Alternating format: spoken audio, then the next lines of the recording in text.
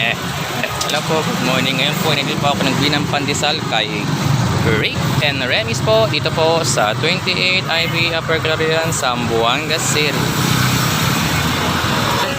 Si ate nagbebenta. Yes!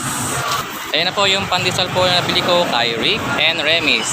Ayan, ngayon po, kung sino po ang gusto mag-appel po ng pandesal, click lang po sa yellow basket at si Rick Remis na ang bahala sa iyo. And I thank you. Okay, ngayon po mga Repa Peeps ay pauwi po ako sa aming bahay. Okay, malapit na po ako sa amin. Wait lang po. Ngayon po ay papasok na po tayo sa papunta po sa amin ang 28 IV Upper Clarion, Zamboanga City. Medyo malapit na po sa amin. Kita niyo yung bahay na yan? Yan. Ito. Hindi ho amin yan. Kapitbahay po namin yan. Konting lakad pa po para makarating sa bahay namin. Yan. Kita niyo yung bahay na yan. Yan. Mataas na yan. Hindi pa rin ho amin yan. Kapitbahay pa rin namin. Kita niyo yung bahay na yan? Tama po ang sagot. Hindi ho amin yan.